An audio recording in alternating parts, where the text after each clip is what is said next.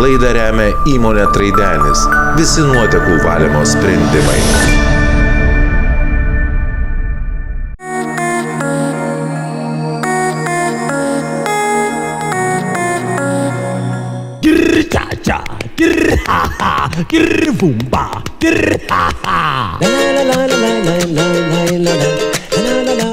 Pakeliui į Marijampolę kiek nerimavome, kągi mes ten pamatysime, bet Sūduvos sostinę radome pasikeitusią net pažįstamai. Pravažiavus remontuojamą geležinkelio atkarpą ir artėjant prie miesto centro, įspūdis, kad miestas skoningai susitvarkęs vis stiprėjo. Nuotaiką papildė ir puikus oras bei gausėjančios rudeninės spalvos. Pirmiausia, stabtelėjome prie miesto centre stūksančio viešbučio Merkurė, kurio foje mus pasitiko raidelė I. Jeigu jūs jau esat prie šitos I raidelės, tai tikriausiai galėsite mums papasakoti, ką mes galėtume aplankyti Marijampolėj, pačiame mieste ir galbūt apylinkėse. Iš tikrųjų, Marijampolėj visų pirmiausia siūlytume aplankyti Poezijos parką, naujausią mūsų kūrinį ir labai populiarų paskutiniuoju metu. Taip pat aplink Poezijos parką yra labai daug kultūros paveldo objektų. Ir iš tikrųjų Marijampolėj garsi savo atgimimu, būtent su atgimimu susijusiais veikėjais, kultūros paveldo objektais, sporto objektais ir verslo objektais. Taip pat čia yra galimybė pailsėti, aktyviai praleisti laiką gamtoje prie Šešupės plaukiančios Šešupės upe. Iš tikrųjų, priklausomai nuo jūsų pageidavimų, nuo jūsų, sakysim, norų, mes bandytume priderinti skirtinai jums skirtą maršrutą, tačiau labai dažnai praktiškai visi nori susipažinti su Rygiškių Jono gimnazija, su Marijonų vienuolynu, su Mykolo Arkangelo bazilika, su Marijampolės kraštotyros muziejumi, su Tauro apygardos partizanų muziejumi, su Vytauto parku. Turime tikrai labai daug paminklų. Iš tikrųjų, informaciją galite gauti ir turizmo informacijos centre. Čia viešbučio Merkurio patalpose esančiame taip pat galite gauti tą informaciją ir įvairiuose kitose savivaldybės ir miestų įstaigose. Be abejo, daugiausia informacijos čia. Ir be abejo, šitų leidinių elektroninius variantus galite rasti svetainėje marijampolė.tic.lt. Tai yra PDF formato žemėlapiai, kuriuos yra sužymėti ir šitie lankytiniai objektai, ir kiti, kurių šiandien nespėjau paminėti. Šešupę būtinai plauksime, bet tebūnie tai kitą vasarą. O šįkart nutarėme pasivaikščioti po pačią Marijampolę. Apsiginklavome pradinę informaciją ir pasukome ten, kur slypi Marijampolės miesto istorijos pradžia. Dabar mes vaikščiojame po Marijampolės Marijonų kompleksą, kurį sudaro, galima sakyti, keli pastatai, čia matote, yra šone Švento Arkangelo Mykolo mažoji bazilika, bus po kairę pusę Marijonų vienuolynas, šiek tiek toliau už vienuolynų yra kažkada buvusios Marijonų spaustuvės, na ir už jų randasi Marijonų gimnazija. Visa tai priklausė kažkada Marijonams, šitas dabar visas ansamblis yra negalutinai, bet jau baigiamas restauruoti, rekonstruoti, ir pritaikytas ne tik piligrimams, bet ir visiems žmonėms, turistams norintiems aplankyti mūsų Marijampolę, mūsų miestą, ir užeiti ir pamatyti, sužinoti apie mūsų istoriją. Jūs, Tomai, vis minite Marijonai, aš suprantu, yra Marijonas Mikutavičius, yra dar kitų Marijonų, bet to čia jų tai ką buvo daug, tai kas tie Marijonai? Iš pradžių jų buvo pakankamai nemažai, tai vienuoliai. Taip jie pavadinti dėl to, kad tai buvo pirmasis vyrų vienuolių vienuolynas, kurie pradėjo garbinti švenčiausiąją mergelę Mariją, dėl ko ir pavadinti Marijonais. Įkurti 18 amžiaus antroje pusėje, ir jų įkūrėjas palaimintasis Vincentas Senkus. Pasaka. Buvo. Vėliau Lietuvoje jie pasirodo apie 1750 metus ir būtent pasirodo čia, Marijampolėje, pirmą kartą.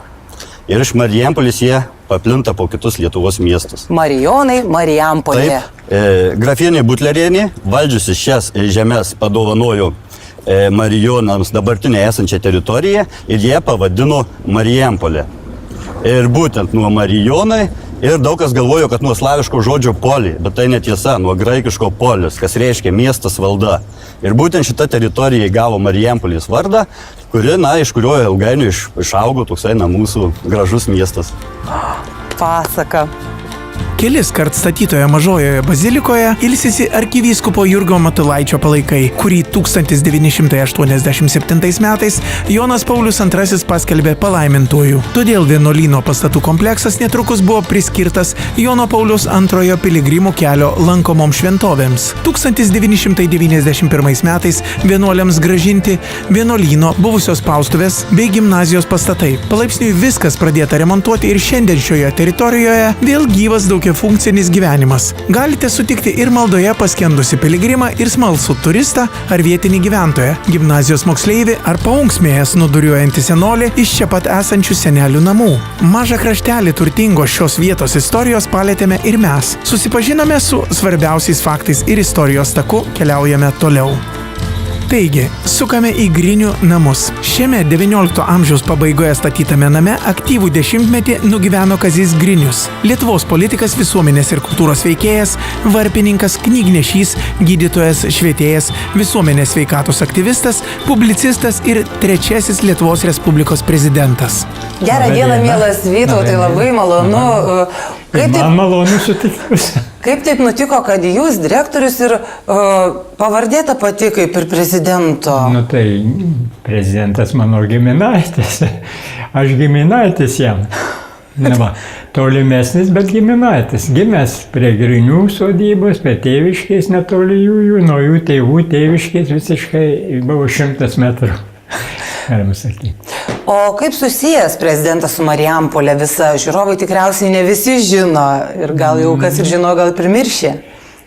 Pirmiausia, kad tai Sūduvo žemė, jis gimęs Selemos Būdos kaime, čia 15 km nuo čia ir mokėsis Rygiškių Jonų gimnazijoje ir dirbęs čia Marijampolėje gydytoju ir gyvenęs ilgą laiką Marijampolėje. O kodėl būtent šitame pastate įkurtas yra? Šitam pastate jisai gyveno, dirbo, jis suruošė pirmą vakarą Ameriką pirty, kur pirmą kartą Lietuvoje buvo sugiedotas Lietuvos himnas. Va. Ir jisai čia gyveno iki 20 metų, nuo 902 panašiai metų, o paskui išvyko į Kauną, dirbo ministerijų pirmininku. Paskui prezidentu, tai jau gyveno, namus pasistatė Kaune ir gyveno Kaune. Šitą namą 1928 pardavė. Ir visi sako, kad Grinius kairysis buvo komunistas. Nužudė žmoną jam, mylimą, nužudė 16-metę dukterį, va čia nuotrauka yra. Ir jisai mylės komunistus. Kodėl jis bėgo 44 metais į Ameriką pas brolius, te turite. Jie atėjo bolševikai. Reiškia, žmonės klysta, kadangi 26 metais buvo sukurta tokia legenda, kad prezidentu būdamas Grinius būtų leidęs komunistam įsigalėti ir jis yra kairysis ir komunistas kiti va. Tiesiog buvo šmeižiama ta visa šmeižto kompanija. Bet atėjus komunistam 49 metais, jisai nėjo į jų vyriausybę, nesusidėjo su jais, ir nebuvo represuotas.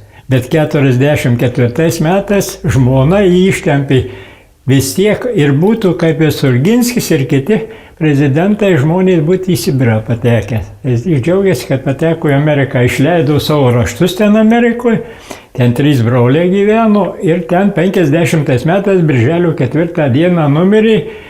Atėjęs Adamkus nufotografavo jį, Adamkus su jo sūnum vienam suole sėdėję buvo Kaune gimnazijoje, Aušros gimnazijoje. Ir paskui liūtas pasikvietė Adamkų į Ameriką ir pas Grinius Adamkus gyveno, tapo iš Adamkevičiaus Adamkum tapo. Ir prezidentu tapo. Tai va, prezidentas buvo pas mus ir sakė, mane Grinius padarė Lietuvos prezidentu savo laiku. Jeigu jis būtų likęs Vokietijoje, sunku pasakyti, kaip tai jam būtų buvę. Daug svarbių įvykių, faktų ir įdomių istorijų supa šio namo sienos. Šiltai atsisveikiname ir sukame pamatyti dar daugiau. O dabar žingsniuojame pas garsųjį Rygiškių Joną. Kas jis toks, sužinosime užsukę į šiuo vardu pavadintą vieną iš 4 Marijampolės gimnazijų. Prieš 47 metus, kai mokykla šventė įkūrimo 100-metį, čia dirbęs lietuvių kalbos mokytojas Vincas Peckus įkūrė gimnazijos istorijos muziejų. Šiandien šis muziejus – gimnazijos širdis. Pirmiausia, norėjau paklausti, kodėl gimnazijos pavadinimas toks įdomus Rygiškių Jono? Iš tikrųjų, tai Jono Jablonskio. Tačiau Jonas Jablonskis pasirašinėjo daugybę slapyvardžių. Carų valdomoje Lietuvoje buvo uždrausta platinti lietuvišką spaudą, lietuviškas knygas, skleisti lietuvybę. Ir jis turėjo daugybę slapyvardžių. Kriaušaitis, Obelaitis, Rygiškių Jonas. Antra priežastis yra todėl, kad jo tėvai nusipirko žemės Rygiškių kaime. Ir ten Jonukas mažasis gyveno. Todėl daugiausia po jo moksliniais darbais yra pasirašyta Rygiškių Jonų slapyvardžio. Todėl ir mokykla vadinasi Rygiškių Jono gimnazija. O kas šioje ekspozicijoje yra eksponuojama? Į jūs žvelgia daugybė nuotraukų. Tai yra žmonės, mūsų mokyklos mokiniai, kurie mokėsi per tiek metų, per 150 beveik metų šioje mokykloje. Garsus, gabus mokiniai ir mokytojai, kurie skleidė šviesą, kurie kovojo už lietuvybę sunkiais Lietuvai laikais, kurie garsino mūsų gimnaziją, mūsų kraštą ir net už jos ribų yra žinomi. Gerbiama Judita, žiūrėkit, iš karto įėjus į muziejų matosi, kad jisai yra gyvas, nes yra kėdės sudėtos, sustatytos, ar ne? Kaip ir paskaitos kažkokios klausimai, tikriausiai kokius ir projektus vykdot ir visokius susitikimus ir renginukus. Taip, tai ne tik nuotraukos, tai ne tik tai eksponatai, bet yra gyva veikla. Mes turim daugybę projektų, dalyvavom respublikiniuose projektuose. Greitai pristatysime medžiagą Tautos dvasios beieškant projektui. Ar galima pasakyti, kad iš tikrųjų yra tęstinumas, kad tie didžiai vyriai, lietuvių tos tautiškumo puoselėtojai ir saugotojai ir skatintojai, kad jie labai gerą aurą čia sukūrė ir kad dabartinis jaunimas ir visi absolventai, visi tie, kurie čia mokosi, kad jie tos šviesos gauna ir po to patys jie skleidžia. Taip, iš tikrųjų. Jie gauna tos šviesos, ta aura tikrai yra, nes apie ją kalba žmonės, kurie tiesiog čia svečiuojasi. Jie žavisi tą aurą. Kažkokia tai ypatinga atmosfera čia yra. Ir mūsų visų mokytojų ir administracijos direktoriaus ypatingai dėmesys sutelktas būtent į tą moralumą, į tuos geruosius pavyzdžius. Vyksta pamokos edukacinės, iš kurių taip pat galima semtis mokytis. Ateina nauji moksleiviai, 9-okai. Štai dabar ištisai vyksta valandėlės klasių pamokos. Ir mes su jais bendraujame, mokomės ir jie tikrai puikiai, manau, viską supranta. Ir tikrai bus mūsų tos senosios kartos tęsėjai. Visos 4 Marijampolėje veikiančios gimnazijos patenka į geriausiųjų šalyje 100. Taip neseniai skelbė vienas šalies savaitraščių. Paslaptis paprasta – mokytojų patirtis ir gimnazijų savitumas. Seniausia Sūduvos krašte Rygiškių Jono gimnazija žymi ne tik savo auklėtiniais, senomis tradicijomis, bet ir akademiniais pasiekimais. O kokie dabar yra moksleiviai, kokie dabar gimnazistai, kokia dabar šių laikų ta mokykla, ta gimnazija? Visų pirma, manau, kad šių dienų gimnazija yra jaunatviška. Moksleiviai yra tiesiog besidžiaugiantis savo jaunystę. Aišku, susirūpinę mokslais, ypatingai vyresnių klasių gimnazistai. Jie jau nuo mokslo metų pradžios galvoja apie egzaminus, apie tai, ką jie veiks toliau, baigę gimnaziją. Ir tai jiems yra pakankamai svarbu, nes gerai išlaikyti valstybinį egzaminą yra sudėtinga, sunku ir apie tai jie galvoja sėdėdami pamokose ir ne tik, bet ir skaitykloje ir pertraukų metu, kada bendrauja. Bet aišku, jie turi savo ir kitokių užsiėmimų, kaip šventės, kaip įvairūs renginiai, sportas ir kiti dalykai. Ar būti direktoriumi yra sudėtinga šiais laikais, kai iš tikrųjų yra labai daug galimybių ir projektus rašyti, ruošti, galvoti, kurti, daryti? Manau, ir sudėtinga, ir smagu. Ypatingai smagu yra dėl to, kad visada tave supa jauni žmonės.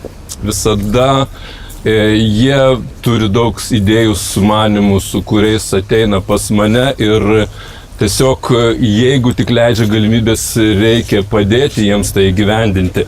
Ir kada matai rezultatą, tai atperka bet kokį, sakysime, ar tai sunkia diena, ar gal net ir sunkia savaitė, bet paskui būna visai kitaip ir tai yra labai smagu. Grįžę po pertraukėlės toliau lankysime atgimusią Marijampolę ir žinoma, sužinosime visą tiesą apie Sūduvius ir Suvalkiečius. Laidą remia įmonė Traidenis. Visi nuotekų valymo sprendimai.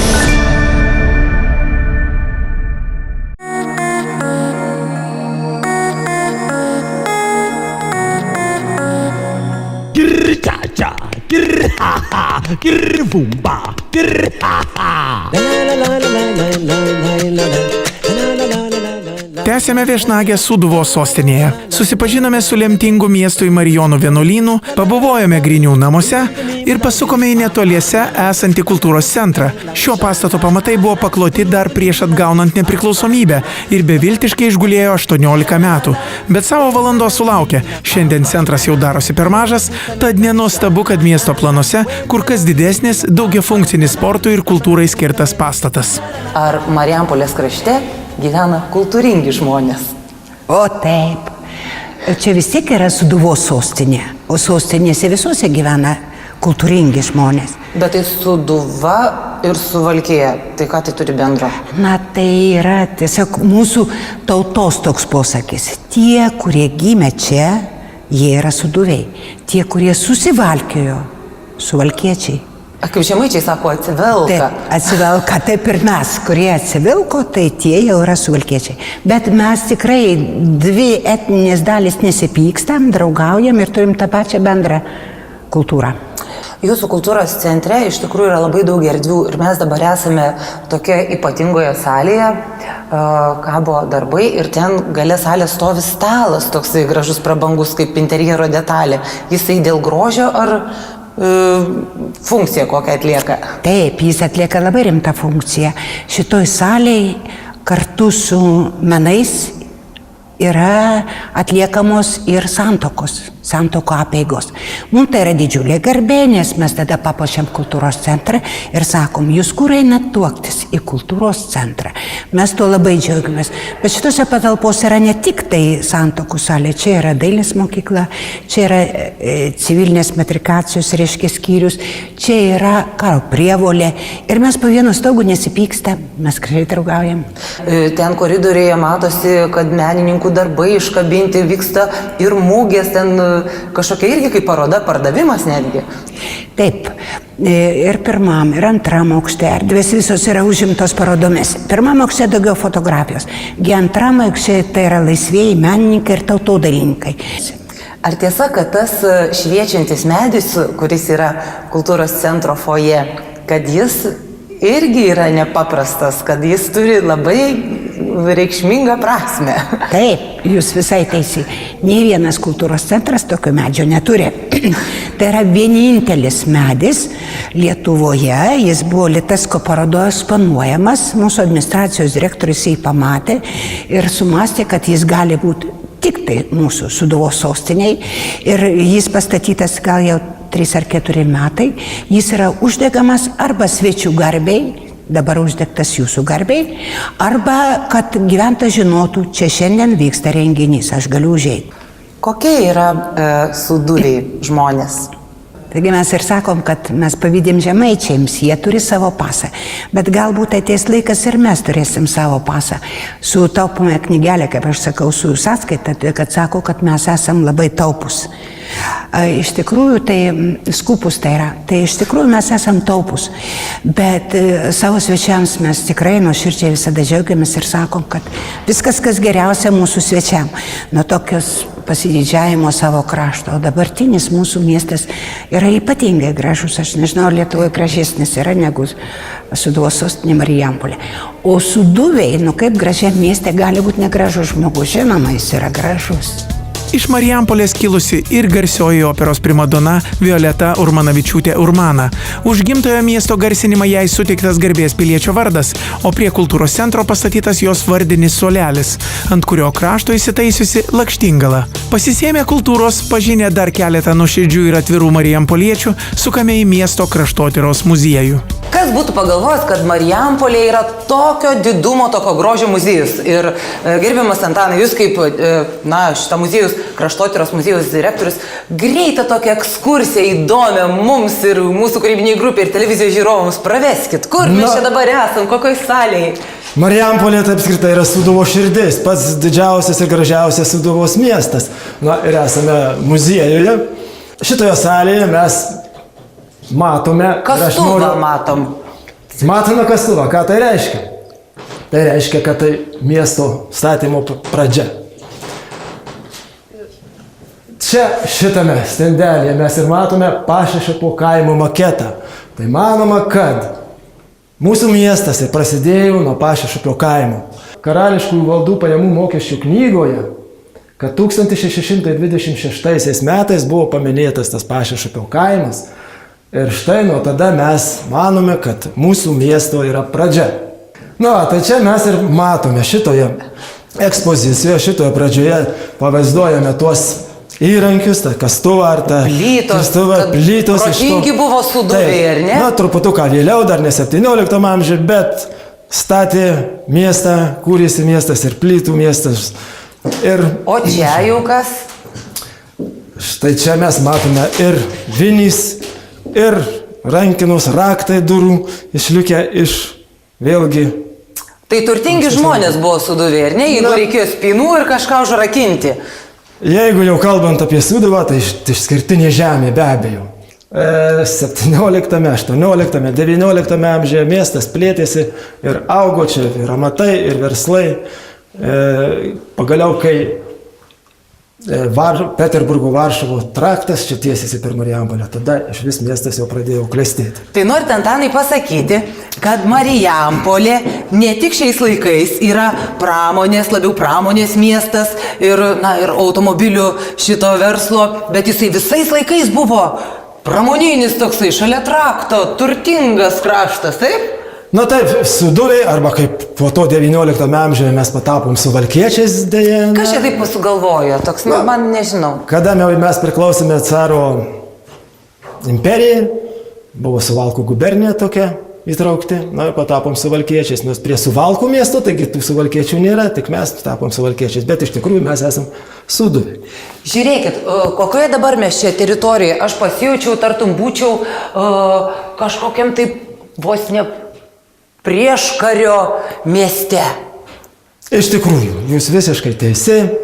Čia yra prieškario 20 amžiaus 3-10 Marijampolė.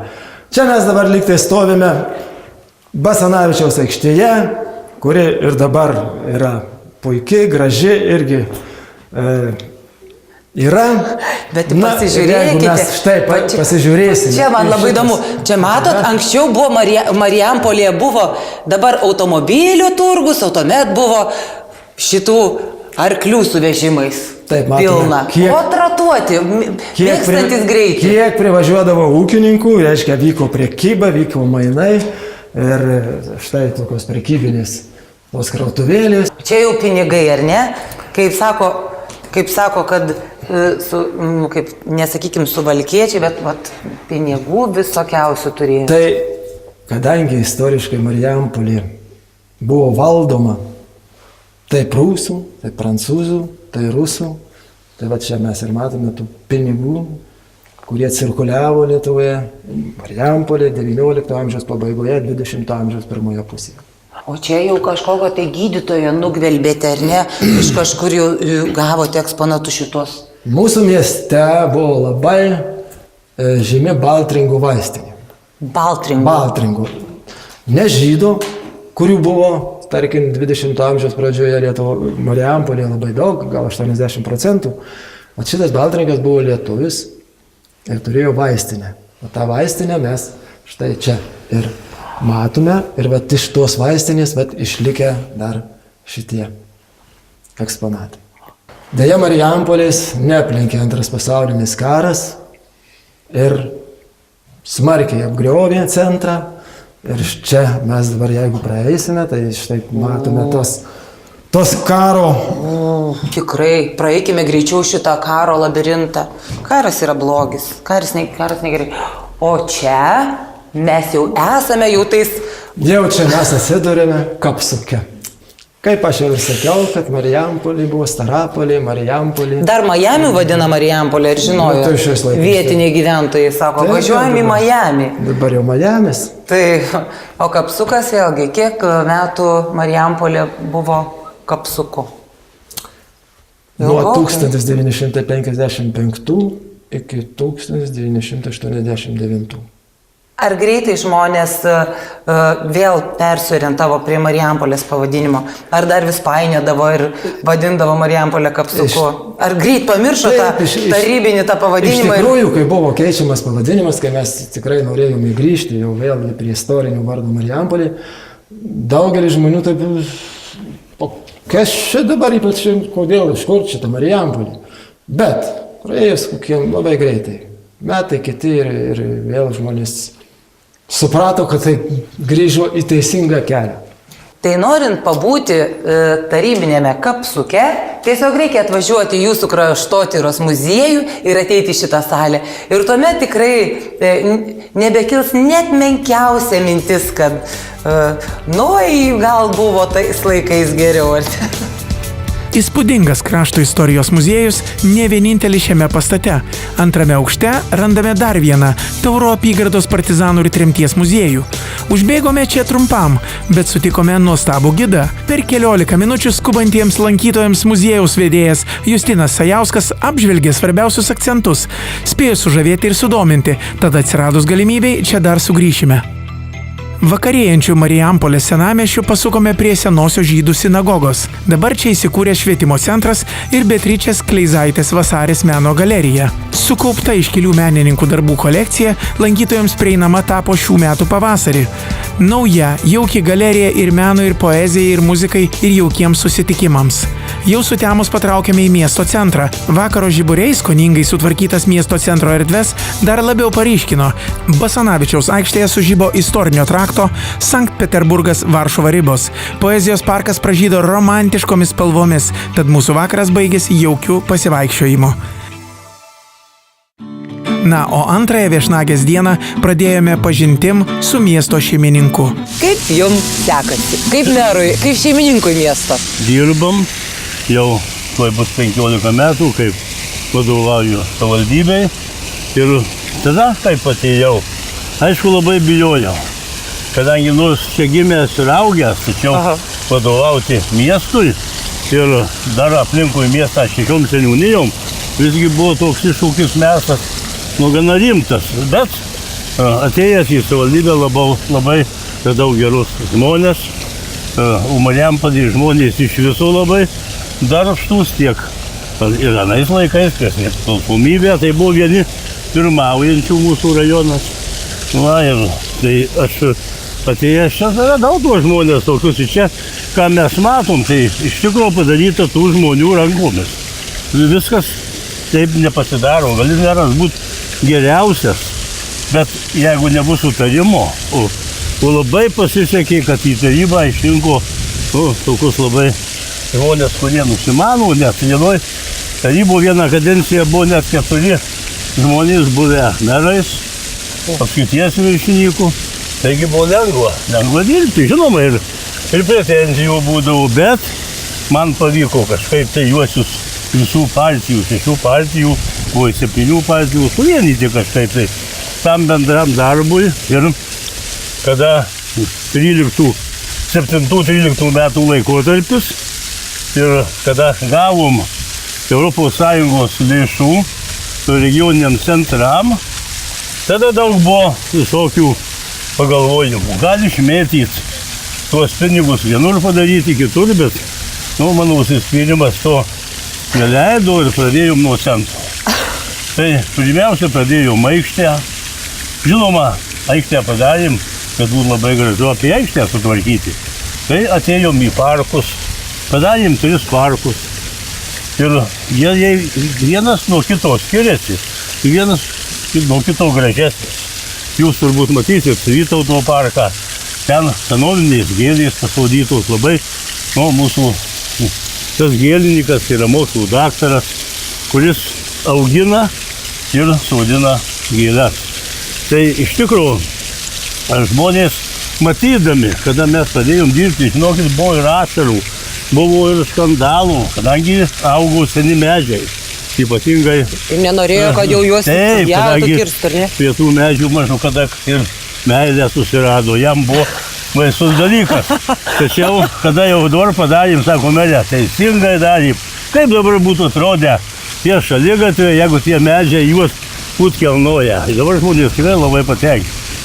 Ir šiandien mes, kad kiekvieną vakarą, išeiginėm dienom, pilna žmonių. Tai aš džiaugiuosi ir aš pats ateinu kiekvieną ketvirtadienį su šeima pasiklausyti kažkokios tai muzikos. Kažkas tai koncertuoja. Ir labai malonu, ateina žmonių, visi nedaug ateidavo, praeivių daugiau būdavo, dabar jau renkasi, kaip įprato. Tai iš tikrųjų labai, labai smagu. Pas mus nei vieno fabriko nėra, kuris nedirbtų. Nesunaikinom nieko. Gal papuls jum ir į seniausią cukraus fabriką. Būtų įdomu iš tikrųjų. Ten pastatėm prieš metus laiko paminklą Runkeliui. Kadangi mūsų vadina visi Runkeliai. Ir pastatėm paminklą Runkeliui. Tai toks yra turbūt vienintelis paminklas pasaulyje galbūt. Ypatingi iššūkiai dabar laukia naujo periodo 14-20 metų. Tikrai ne. Kadangi daug kas nepadaryta. Mes turbūt vienintelis miestas, kuris turi tokią gerą situaciją, tai kertasi 2 keliai. Kaliningradas Maskva ir Helsinkis Varšava. Jeigu jums, gerbiamas merė, reikėtų keliais sakiniais pareklamuoti Marijampolę ir pasakyti, kad kodėl čia yra gera gyventi, kodėl yra čia patogu gyventi. Tai, žinoma, iš savo pusės man čia smagu gera, kadangi aš čia gimęs ir užaugęs, ir mokinęsis, ir savo visą jaunystę praleidęs, bet ir žmonėm aš visą laiką skaitau, jeigu jaunas žmogus turi kur pasportuoti, kur pasimokyti, kur praleisti laisvalaikį, jeigu dar atsiras neblogas darbas, nors jo jau yra, bet jis geriau apmokamas, tai kokio galo reikia kitur. Čia, aš užsienį važinėjau, nieko tai įdomiau nėra, pas mus gražiau. Tai aš manau, kad reikia sudaryti sąlygas, o mes tą padarėm. Yra 4 sporto mokyklos, dailės mokykla, muzikos mokykla, moksleivių kūrybos centras, kultūros namai. Kiekvienam kaimelį kultūros namai.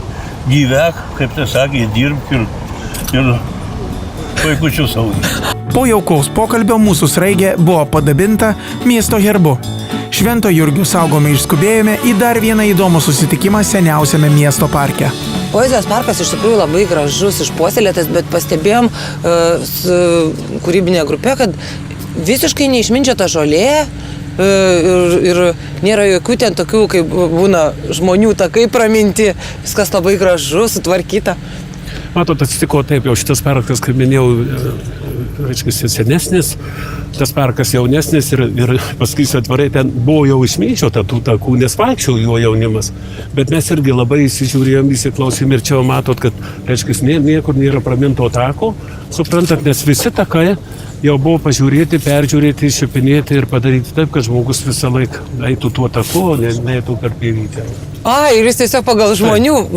Ten buvo matyti, dalis buvo matyti, sakykime. Taip. Kur žmogui patogu, ten ir taką darėt. Neslėps ir statybos metu, man atrodo, ten Poezijos parke mes pamatėm, kad žmonės pradėjo vaikščioti net takais, tai papildėm projektą, nes reikia žiūrėti, kur žmogus eina. Čia, aišku, upelis teka, Javonių upelis, jis buvo kanalizuotas, tai reiškia, jis uždengtas visas ir mes ten matydami Poezijos parke ir šitam parke norėjom, kad atsirastų tiekmė, kad vanduo, tai reiškia, energija, judėjimas ir kažkaip jis labai prigijo pas mumis, ten dar biškai trūksta vandens debito, bet tai numatom papildyti, nes senas parkas irgi papildytas iš Šešupės ten toliau ir kad čia daugiau būtų to vandens. Daug žmonių priešarų atidengimui. Yra lieptelis, jeigu ten matysit toliau, tai tas lieptelis yra autentiškas, grinai padarytas, kaip buvo Smetonos laikais. Yra nuotraukos, pagal tai atkūrėm viską. Jūs esat architektas, projektuotojas. Pasakykit mums, ką simbolizuoja 3 katinėliai ant fontano? Mes matėm labai į kiemelį tokį užėjom, tokioj gatvelį ir 3 katiniukai tokie. Jūs buvot butlerinės kiemelyje. Butlerinė, žinot, yra, aiškis, čia ir vienuolyno steigėja ir nuo jos prasidėjo Marijampolė. Ir pavadinimas, nes Marijonai atskėlė vienuolį ir jinai labai mėgo kates.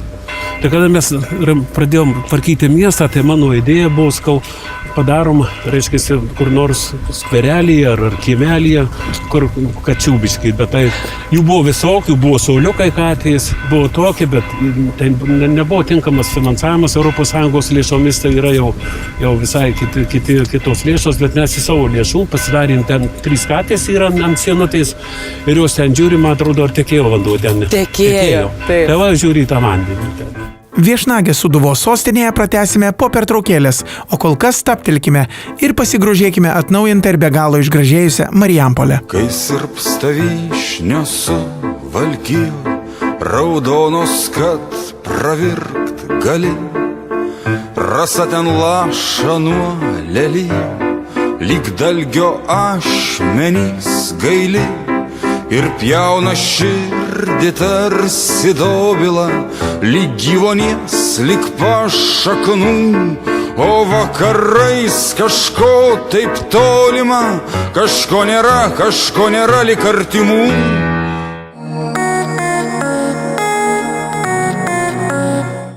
Laidą remia įmonė Traidenis. Visi nuotekų valymo sprendimai.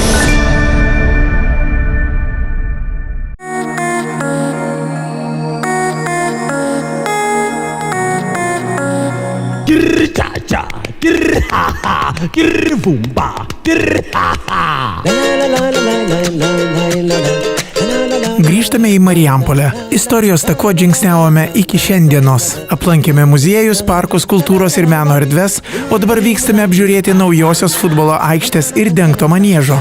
Štai kas gimsta bendram tikslui susivienijus valdžios ir verslo atstovams. Labai sudėtinga statyti buvo dėl to, kad čia pat teka Šešupė, čia senvagė ir reiškia, užnešta labai daug to grunto, ant kurio sunku pastatyti, tai čia spraustiniai poliai yra, reiškia, įsprausti į 12 metrų gylį. Jų labai daug, kad stovėtų šitie pastatai, matom tribūnos, po tribūnom yra administracinės patalpos iš kitos pusės, pakabinamas stogas, jis neparemtas specialiai jokia kolonija, nieko, tai labai sudėtinga konstrukcija, kur tikrai buvo nelengva paskaičiuoti, kad netrukdytų žiūrovams kolonos.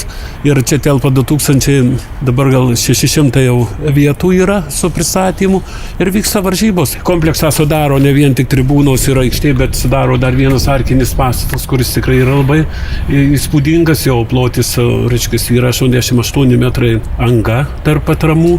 Jis įspūdingas pastatas, jau labiau, kad čia telpa tikrų išmatavimų futbolo aikštė.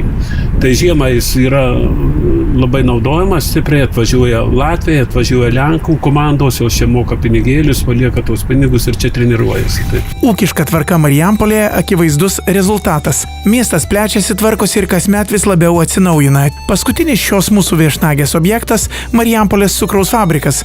Kad šis istorinis fabrikas išliktų, marijampoliečiams teko kaip reikiant pakovoti. Tai norėčiau pirmiausia paklausti, kaip jums čia sekasi seniausioje toje gamykloje ir fabrike, kaip jis dabar vadinti, Lietuvoje?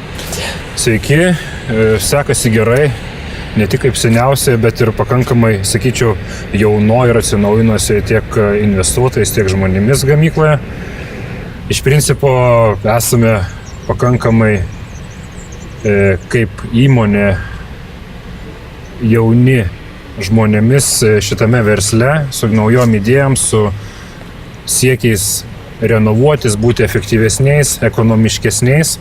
Ir darbas pas mus vyksta pakankamai kryptingai ir gerai. Raudonų plytų pastatai, tokie senoviniai, ar jie yra išlikę, seni, ar jie yra čia iš naujo pastatyti? Tai didžioji dalis pastatų be abejo yra išlikusi senų nuo 31 metų, kuomet buvo pastatytas šis fabrikas. Dalis jų yra renovuoti, restauruoti. Šitas objektas yra kultūros paveldo objektas, dėl to kaminų tiek, kiek yra, jų tik tai tiek ir liks. Šiai dienai fabrike turim 3 kaminus. Kalkinės kaminą, katilinės kaminą ir granuliavimo cecho kaminą, taip kad daugiau katilų šitoje vietoje ir neatsiras. Tai jų daug ir negali būti Marijampolėje. Tai bent jau cukraus fabrike. Ar tiesa, kad rudasis cukrus yra kažkoks ypatingesnis ir geresnis už baltąjį? Cukrus yra sacharozė, tai yra cheminis elementas ir jeigu jūs atsiverstumėte chemijos vadovėlių, suprastumėt, kad tai yra tiesiog cheminė formulė. Geresnis jis ar negeresnis, sunku spręsti iš tikrųjų, priklausomai nuo to, kaip tas gautas rudas cukrus. Egzistuoja įvairiausių manipulacijų, kaip jis yra kartais padaromas arba kyla įvairiausių mitų, kad žmonės, kas sako, čia padažytas, gali būti dar kažkoks. Iš tikrųjų, tai rudas cukrus yra dažniausiai mažiau filtruotas. Dėl to jisai turi tokią spalvą. Ir iš principo, tai jis nėra nei sveikesnis, nei nesveikesnis. Ir nebūtų mažiau išvalytas, taip? Prie jūsų fabriko įvažiavimo stovi graži skulptūra. Apie ją iš tikrųjų galima būtų daug kalbėti, ar ne? Runkelis. Taip. Tai norit pasakyti, kad ir po šiai dienai cukraus fabrike cukrus gaminamas iš runkelių. Tai tikrai taip. Tikrai taip, jisai buvo gaminamas ir toliau bus gaminamas iš runkelių. Europa vienas iš retesnių regionų pasaulyje, kuris dar tebegamina cukrų iš cukrinių runkelių. Vien dėl to, kad tikrai žemė yra labai palanki cukriniam runkeliams augti. Be abejo, konkuruojame su cukrašvendrių cukrumi, kuris galbūt yra šiek tiek pigesnis arba jo gamyba yra šiuo atveju ne kiek paprastesnė, kiek efektyvesnė kol kas, bet nepaisant to visi gamintojai tiek Europoje, tiek Šiaurės Amerikoje dirba tam, kad ta gamyba iš cukrinių runkelių prilygtų arba gal netgi būtų efektyvesnė nei gamyba iš cukrašvendrių, dėl to, kad mes galėtumėm ateityje konkuruoti su pasauliniu arba su cukrašvendrių cukru. Štai toks atrastas Marijampolės miestas mūsų akimis. Verta aplankyti, susipažinti ir pamatyti. Kitoje laidoje lankysimės žiemos sporto sostinėje, grožėsimės įspūdinga Ignalinos krašto gamta, susipažinsime su Paukščių kaimo ypatumais ir dalinsimės nepakartojamais įspūdžiais.